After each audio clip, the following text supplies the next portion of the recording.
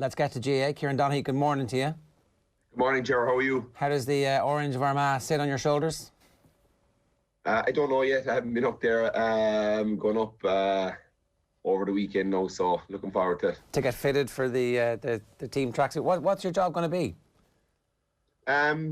Just a coaching role in with Kieran. So look, I suppose I was lucky enough to play with Kieran in the international rules in 2006. He coached me in 2011 down in Australia, and I was very impressed with the way he went about it, along with Anthony Tohill. And we've been kind of kept in touch. He's got a good Kerry woman by his side, so he's down in Kerry quite a bit in Ballymac, just out the road from me here. So it's something that we've probably talked about for a bit, and that he's hopped off me before. So it was I've been doing quite a bit of work. I suppose, Jar, look, like when I'm in with G Jar above in the studio there, people were saying, "Gee, how are you in the studio? It's 7:30 or 8 o'clock in the morning." Obviously doing quite a bit of work with PSD in Dublin. We've a big pitch starting in Enniskillen in about 2 months' time, and there's another project that we've won up there as well coming up. So thankfully I don't have to go over to the UK anymore. We've got two full-time guys over there now. So I was doing that as well for probably a year. So that's been taken out of my hands, thanks to the God. And it's Ireland and Northern Ireland I have to look after in my role as sales director. So up there quite a bit, and it will allow me to use my work schedule and the Armagh coaching schedule in kind of similar fashions like I would have done with G over the last 2 years. Been in studio early in the morning. Staying in the hotel the odd night is lonely enough, and this little give you something to do for me. Yeah, it'll keep you busy. Yeah, absolutely. Yeah. Did you have to hide the fact that you've got Tyrone connections? Yeah, possibly. The Tyrone side it will be maybe, but look, I just didn't. There was no call off of Brian Dooher and Mr. Donnelly. So no, I'm only messing. Look, they've got their exciting new project going over there after such a long tenure with Mickey Hart. So I'm sure they'll be absolutely fine. And Kieran, in fairness to him, he talked to me at the end of last year a small bit, and then Kieran Donaghy, we met a few times over the last few weeks and months, and I watched this Armagh side above when I was with Sky Sports on above against Mayo and Castlebar. They lost by a point in the qualifiers last year, and I was extremely impressed with how they were doing and the young talent they had. And obviously, Kieran's been there 6 years now. He did 6 years with Kildare, so there's great continuity in the setup. The backroom team he already has in place is outstanding. So just hoping I can go up and just add maybe just a little different voice and a different viewpoint, and probably a fresh set of eyes. We probably big on Kieran's hit list as well. So it's a very exciting. Coaching is obviously something I'm passionate about and trying to learn, and very excited to get the chance to learn off someone like Kieran McGeeney, who has came straight out of his playing days and went straight into management, and took that Kildare side to the verge of an All-Ireland final, and has done great work with Armagh. They've been climbing through the ranks. They'll have a serious task this year in Division 1. Ulster's obviously always very competitive, but there's a very good young talented bunch of players there, and seeing what I can add to the equation there. You obviously just feel that this is the right time, that you're ready for this, because I know from talking to you over the last number of years that coaching and management is definitely part of your future. You were just building the skill set over the last while. You've worked with Tralee IT. Will that continue? Will you be able to do that, or is Armagh the only thing you'll have time for? So yeah, interesting enough, we kind of had our meeting with Tralee IT a number of weeks ago, and we were certainly building up to Sigerson run, but we don't know. We're kind of in limbo really with third level colleges and, right, and where it's at. It's kind of disappointing really. They're kind of been left on the back foot, not knowing what's going on. So we were full sure it was going ahead. Well, not full sure it was going ahead. We thought it was going ahead, and we met as a group there about maybe 3 weeks ago. We were planning to start training, and then we got an email that day saying that we're not allowed to train. So look, just don't know where that lies yet. Right.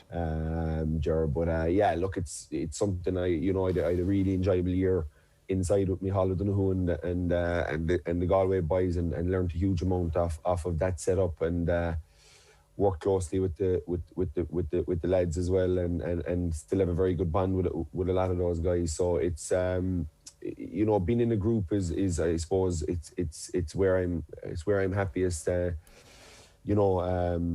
Even in work with the team we have now, and work is trying to lead by example. There, there's a really good bunch there, Ger, from talking to Kieran and Young, and so just hoping maybe just to bring a bit through experience, and see if I can just add maybe 0.5% to the group on what they have done over the last number of years, which is climbing through the divisions and around Division 1. So it's going to be really, I suppose, exciting for me to get in, and a huge challenge, and I enjoy a challenge, as you well know. So looking forward to it. Yeah, well, look, exciting times. We wish you the very best with it. Let's talk about the game at the weekend. Yeah. If you're Mayo, what case are you making in the dressing room about how you're going to beat this team? Like, what are the things? Is it an emotional case, first off, to make sure that everybody believes what you're doing, or is it purely on a technical level we can get at this Dublin team in various ways, and that gives the confidence for the emotional response? Look, emotionally, they're going to have to be at the right pitch. They're going to have to be right on the edge against this Dublin team, because this Dublin team live on the edge and they do it really well. So you have to be at that peak, kind of almost to the point of fighting without fighting, but that type of controlled aggression about what you are. You absolutely have to have huge belief, and I'm sure James Horn and the management team and the backroom team, sports psychologists, etc., will have been working on that, on the belief of the team. They are going really well. They know they do perform well. They've got a lot of young fellas who probably have no scar tissue of Dublin and losing finals, etc. So for them fellas, it's kind of like a fresh start, and that could be good. It could be a bit of a relief for Mayo that it isn't the same team, kind of, we'll say, as last year, which had been there so many times against this Dublin team and so close, and the hard luck stories and the own goals, and no matter what seemed to happen, they couldn't get over the line. So I would say that freshness from those 6 or 7 new guys in the team, they'll be bursting just to have a go. But look, as everybody else is against Dublin, they have to realise that this is a different machine to anything they'll have played so far this year. You have to be pretty flawless. You can't make silly mistakes. You can't have bad turnovers. You have to play well. You have to execute. You may get a goal chance or two, and you have to really take those goal chances. That's kind of that's key. If you're going to beat this Dublin team, you need to get goals, and they have got really good Dublin in that department of team defence and not allowing goals to go in. So, there's an awful lot needs to go well for you. Kind of like what happened Kerry in the first All-Ireland final last year. Kerry played well. Dublin got a man sent off inside 20 minutes. And a lot went well for Kerry. They stuck in there. They got a bit of momentum later on. They took the lead, and this Dublin team, with their 5-in-a-row dream kind of falling around them, were able to kind of conjure up through tactics and through smarts and through discipline. They were able to conjure up a late run to get the game back level and even have a chance to win it. So they're an incredible bunch. So to beat them, Mayo will need a lot of the facets of their game to go really well. Let's touch on the goal scoring that you mentioned there and the people who might get those goals. I think almost there's been so much written and said about what Killian OConnor and Aidan O'Shea are doing off the ball at the moment in terms of their turnover ability and how good they are in terms of their tackling and all that. But Killian OConnor, as a scorer this year, clearly seems to have gone to a different level statistically. But have you seen him go to a different level as a footballer? Is he doing anything different this year that is leading him to getting these massive scores in games? Look, statistically, he's the highest scorer and has been since last year when he was a 27-year-old, which is frightening. He is an absolute sniper. He's a technically gifted player. He plays on the edge. knows what he's about, knows where he's trying to get to. And look, 4-9, the last 21 points in a game is, I don't know, look, I've never heard of it. I haven't heard of it in an under 14 Fela game, never mind an All-Ireland semi-final. So it's an amazing note. Look, I've looked back in the game, obviously getting ready for today and getting ready for Sky the weekend. And we talked about this, myself, Jim McGuinness and Peter Canavan on our con call the other night, and it was like, it was amazing. And, you know, it was an All-Ireland semi-final for Killian OConnor that absolutely everything he touched was magic. Every time the ball fell in his lap, he was in the right place. Whenever he went the extra mile working for his team, he got the break. You know, on the crossfield ball from Casey, he stepped in, he just touched it and went into the net. He was at the back post for one of the goals. You know, he got a lovely slip pass off of Aidan O'Shea going through, and he banged in the goal early in the game. And then his last goal is you know, that's his last goal is special. And I don't know, because of the stage of the game, did it get enough, you know, attention? But his last goal is absolutely unbelievable. Slips in back door, gets a ball in over the top. Yes, his man slips, but he turns around and Comerford's out in him, and he's a massive man in goals for tip. And you know, Killian looks like he's going to the opposite side and pulls it across into the opposite side of the net that you would think a guy would go to, with everything. His body shape, his body position was all going one way, and then a little left-footed shot kind of in over his right shoulder. So yeah, like, and you know, Aidan is doing really well at full forward. You know, look, in an ideal world, I'd love to see him in there, you know, and Mayo go with him and be direct, and him not having to come out as much. But in the law of averages, with the way the game will go and with how strong Dublin are around the middle, he'll be needed out there at times. So I would say that he was very good against Cavan, coming out, winning ball in front of him a number of times in the D. Almost like a kind of a post player in basketball will do when Dublin have that kind of blanket in front of you.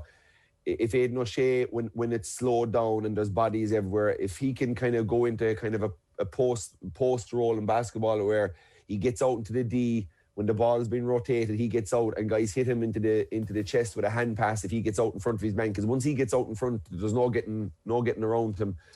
He's too physically strong for that. So if he can kind of get a shove off, kind of a la Aussie rules, kind of leading a lead run kind of type thing into the D, and if one of those guys that when the ball's going to cross the 45 on a rotation can hit him and get runners off him, you saw, as I said earlier on, with the goal for Killian OConnor, you saw with how good his slip was for him. So look, the two of them have been leading lights for Mayo for a number of years, and it would be fitting if they could get this one over the line for their county.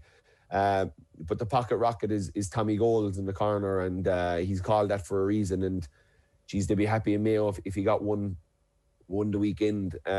He's moving really well as well. He's ballsy. He's dynamic. He's quick. He got a ball down the line off of Stephen Cohen against Tipperary into the Canal end, over by the Cusick and Canal corner. And he got a ball, and you know, the minute it hit his chest, he just dropped the shoulder and he was just gone past in the Tipperary defender. And I think it was Bill Maher kind of got it and just spun him and went straight in along the end line, and Bill Maher had to kind of drag him down, and they got a 21-yard free. But you know, he's been really dynamic as well. So their inside line is good, and that has to have obviously a big game the next day, as long with everybody else out the field doing their role to get enough supply into them. That is an interesting point, and I think that actually when you talk about Aidan O'Shea there and what he can bring in terms of getting the ball into his chest, the evidence is suggesting that Mayo, the more direct they go, the better chance they have of causing Dublin real problems. It's obviously a bit of a risky approach, but if we get into the Dublin defence and how they actually approach things, the kick pass from the middle third of the pitch direct into your 2 or 3 man full forward line could be Mayo's best weapon here.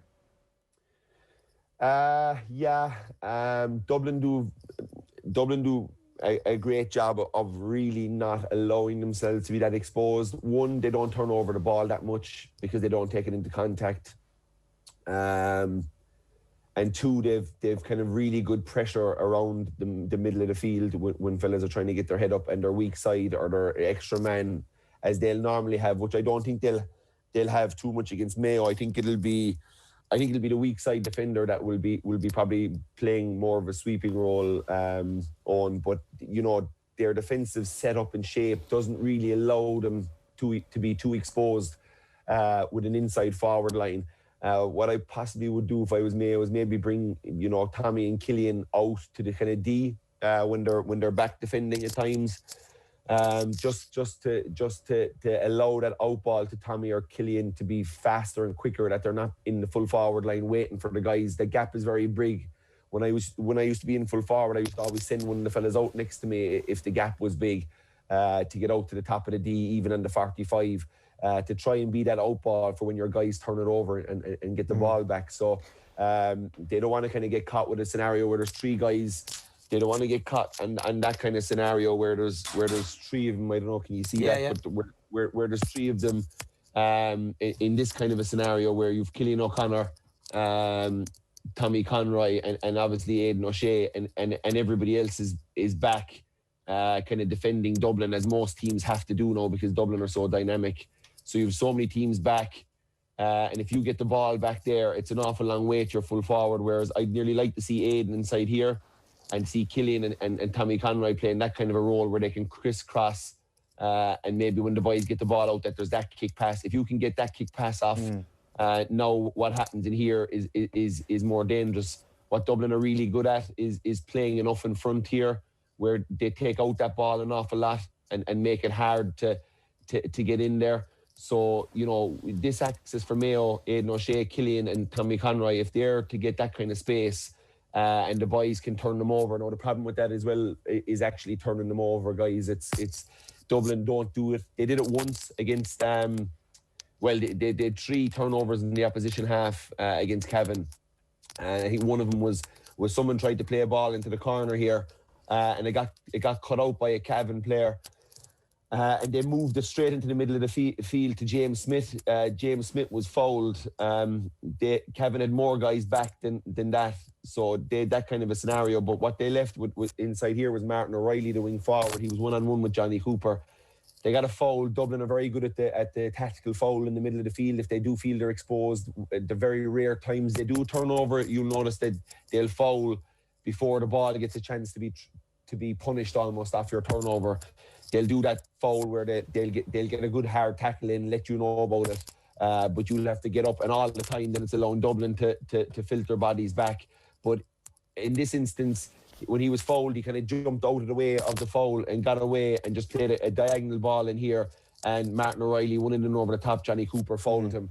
And if they can try and work that kind of one-on-one, it would be obviously something that they should try and do as much as they can, because it's this Dublin team and how they defend is quite brilliant in what they do. So they'll have to get an awful lot to work right for them to play well against this Dublin defence.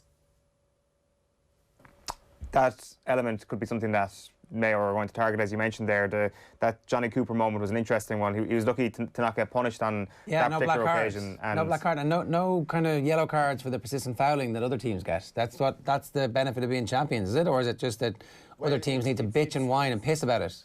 No, Jared, they're just really smart about how they do it. You know, they're all so tight out in this middle side that if they're doing. Jim McGuinness has been commenting on this kind of counter press, kind of like the soccer style do. So if Mayo have lots of bodies back, you have maybe a Johnny Cooper, Owen Murchan and maybe Robbie McDade out here, and they're the kind of swing guys when the ball doesn't like what's happening out here and they want to rotate it out. They rotate it out and Johnny Cooper will take it over and he'll pass, and all the guys will be doing all the excellent movement. They'll be doing the back doors close to goal. They're really good at that. But when that ball is being rotated, if they lose the ball, Dublin, if they lose it somewhere here, these guys just don't sprint back. They almost do what the soccer teams, Barcelona and Liverpool, are doing. They're getting straight up and they're picking the closest man who's trying to get out to them. They're picking them up, and then they're going to kind of like a real tight, aggressive man-to-man out here. And the only place they won't be aggressive is where a guy can get beat. So, you know, if that's Dean Rock and the full back has the ball, he'll stay that kind of metre and a half off him where he's in his eye line, but he's not going to get beat and allow this guy out. Because once you get a guy out in the modern game now, teams are so good at using the extra man. So they won't get beaten up here.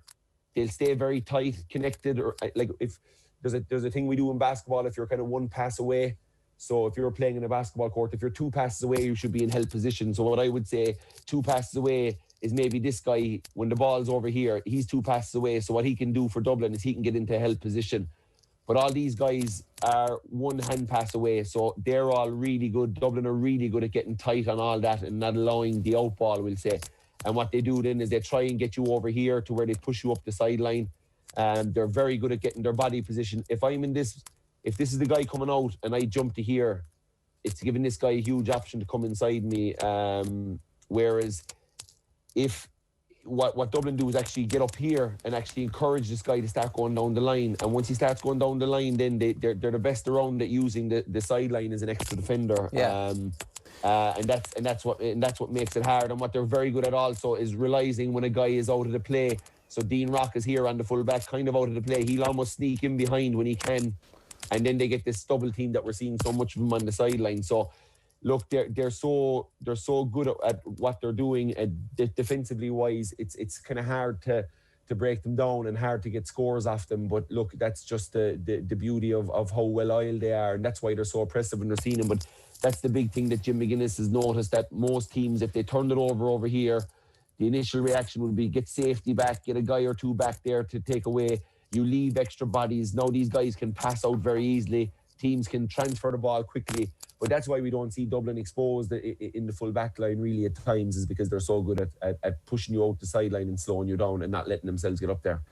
It does sound like we're in one of those scenarios that we had with Mourinho and Klopp, where Klopp has had his 2 million days and Mourinho's only had the wet week to work with it. And I know James Horan has been there before, but this isn't year 6 or year 7 of this group of players. It's a bunch of new players came in after last year was trying to wrestle one last tour from the old team. And it has the bang of a new team. So can they get to a level where their proficiency and their understanding of the Dublin game plan is so great and sophisticated, and their own game plan is so great and sophisticated that it causes Dublin threats that they haven't seen before? Yeah, that's the thing. Like, it's amazing actually what's happened with Dublin this year is that they've just been so seamless from the old management into the new management that it does.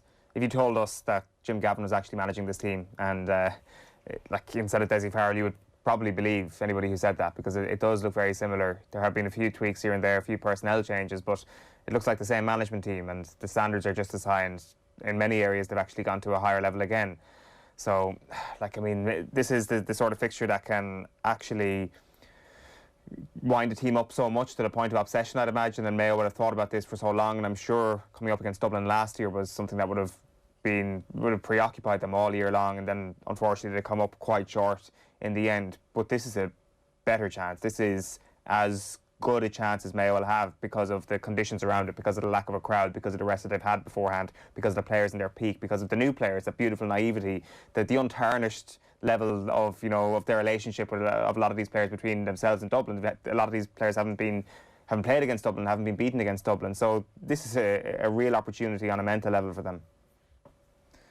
I think, Kieran, you're back with us there. Kieran, to go back to the point you're making about the Dublin defence there, just in terms of how the Dubs actually approach Mayo, say, breaking out of their own defence. I know you were getting into it there. It's amazing how they actually just step off the Mayo player running through. Almost they won't commit to the tackle in certain areas and try and force them out wide. And that's where you'll see your Johnny Cooper try and step up and actually make the turnover. Yeah, the beauty about them, from looking at them, and especially I've seen them live, been lucky enough to see them live with Sky 3 times this year. They're how they go about their defensive duties is of great understanding. They all know what they're supposed to do. There's no fella going on a solo run trying to get a turnover and just running after some fella and blindly kind of going in and tackling them. Everything is scanned. Everything is, where am I in the pitch? Who's around me? All that is checking through their brain when they realize somebody is coming at them. So, can I ask you a question on that, right? Yeah. How much of that is coaching and how much of that is the individual players being excellent? Because it feels like that's the type of stuff that you could drill into most good footballers and athletes to get to a level where at least you're beginning to compete with them. But you watch most inter-county teams and they're not doing this stuff. Look, I think we all thought when Mark Ingle went in there and that it was more kind of offensive stuff that he was working on. But listening to one or two interviews he did, it was mostly defensive stuff he was doing. And I'd say a lot of it was this the scoring zone. You know, that arc around the D, we'll say, is obviously where the statistical. The stats will tell you that your shot percentage from there is quite high, and obviously anything outside the 45, the shot percentage starts dropping down. So what Dublin do really well is they really do a good job of protecting this D. They do it better than probably anybody, and their scramble defence is outstanding. So you may have seen in the Meath game, they broke through a few times. They broke through a few times on them, Meath, and when they were doing that, they were quite dangerous.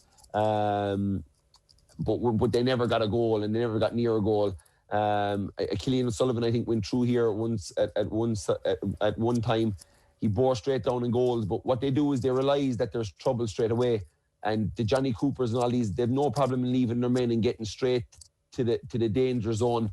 And when he came through here with the ball, Cluxton did brilliant. He came rushing out of them, kind of almost startles them. He did it 3 times against Meath.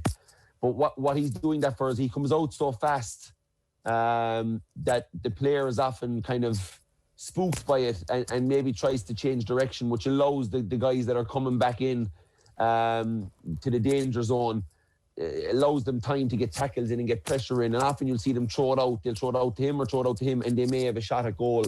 So they did that really well against Meath, and that kind of danger, that stopping the danger would be like in basketball. If someone comes down if you're marking everybody out in the 3-point line and somebody gets beaten, gets into the lane, you'll see the basketball defense will collapse, and it'll help around the key area, which is the very high percentage scoring area in basketball. And they'll try and get to there, force you to kind of kick it out and then scramble defence. So it doesn't matter who's on who. Meath's first point in the Leinster final this year, they raced through on goal. Cluxton came flying out, spooked the attacker. He was jinking left, jinking right. Next thing, there was a swarm of 6 or 7 Dublin fellas, and he ended up throwing it out to Brian Menton, and he had 2 guys diving on his boot to kick, and I think he pulled it wide. Actually, it was before their first score. He pulled it wide, and that was in the first minute. And you were kind of going, "Geez, maybe Meath might open them up today." And it happened again about 15 minutes later, and that was the end of it. Then that was their 2 goal chances. They never got a shot at goal off. Yeah. Dublin were out on the boot quicker. Cluxton was out in the boot. The defenders were swarming back in behind them. So it's fine to say, Ger, that like coaching would have a huge part to do with that, and constantly having guys to know where they are through video work, through stuff on the pitch, not allowing yourself to be beaten in poor areas of the pitch, and in good areas of the pitch to know what you're about. And they're so good at knowing when to double the ball. They're so good at knowing when to leave their man. They're very unselfish defensive team, I would call it. They don't really care who scores once you don't score that much, and that's the beauty of them. And their scoring percentage that they allow the opposition to have has come down over the last number of years. So they're getting better, which isn't the good news for people in Leinster like yourself, no. Ger. They're getting better, and it's because of this isn't something that's been coached just by Desi Farrell. This is it's an evolving game plan that they've had both offensively and defensively over the last number of years. And that's why maybe, Owen, when you're saying, you could look at it and you could see it, Jim Gavin is doing it. Desi Farrell's a very shrewd operator and a very good manager by all accounts. So, he would have come in and tried to add a few bits to this. But, them players are extremely intelligent bunch and highly motivated to keep the foot on everybody's throats, and are working constantly on ways that if we don't concede at the back, if you just put yourself in the Dublin dressing room and you're a centre back or full back, you're saying, if we don't concede here, lads, our boys will score enough up front. So that's a huge advantage to have going into a game. Just very quickly, because we are out of time, Kieran, we should just touch on some of the matchups this weekend. So we're going to do these in rapid fire style. The 5 most important matchups this weekend. First of all, who's going to mark Brian Fenton? Look, obviously it'll probably have to be Matty Ruan. I think he's athletic, he's strong, he's powerful. He'll have to go toe to toe on with the Raheny powerhouse, and must try to attack him too to keep him honest. But that'll be a fascinating one to watch. Con O'Callaghan? He's a dilemma for me because I think at centre forward, Cohen will pick him up. He went to college with him, played Sigerson with him for a few years, will know a lot of his traits. My problem is when Con, I think Con is going to be deployed a lot more the weekend in at 14. And I think that's where the problems come for Mayo, because Cohen is more comfortable at centre back. He'd go toe to toe with Kilkenny, but that's a slight dilemma for me. Cohen will pick him up early if he goes to centre forward, but I have a small bit of a fear of when he goes inside. Kieran Kilkenny then, who's going to mark him? I think probably. I think Lee Keegan maybe. I think Keegan would like, unless Keegan wants another shot at Con after what happened last year. Leroy is a highly competitive guy, so he could be looking at that matchup and saying, I want another go off of this guy. Or he could be happy to try and stop Kilkenny, who's been, one of Dublin's best players and probably, in line for Player of the Year with how consistent he has and how brilliant he's been at a very new role for him, being inside much more often than that. On the other side then, who's going to pick up Killian OConnor, do you think? I think Fitzsimons will pick up Aidan O'Shea, and I think Killian OConnor will be picked up by Davy Byrne, and I think they'll probably put Owen Murchan over on Tommy Conroy. I think Davy will go try and be physical with Killian. There's a good Mick Fitzsimons is the most experienced guy back there. He's 7 All-Ireland medals. He's going for 8. He'll be back there, trying to put the shackles on Aidan.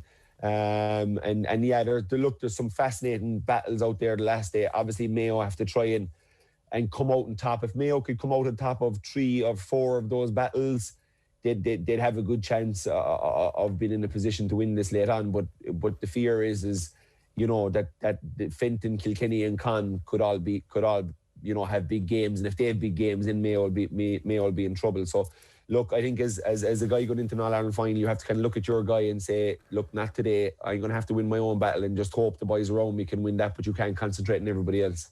And who's going to win? By how many? The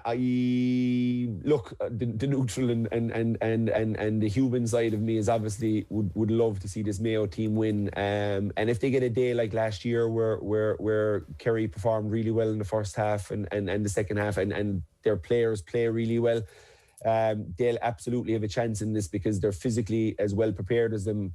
Their kickouts would be a slight worry for me. The goal chances they gave up against Tipperary would be a slight worry for me. So look, the bookies aren't often wrong. I think they have it at 5 or 6 points, and it may be that. So look, I picked Dublin at the start of the year, so I'll stay with them. But obviously, we'd all like to see Mayo finally end the jinx and just get their hands on it for this bunch of players and what they've put into the game.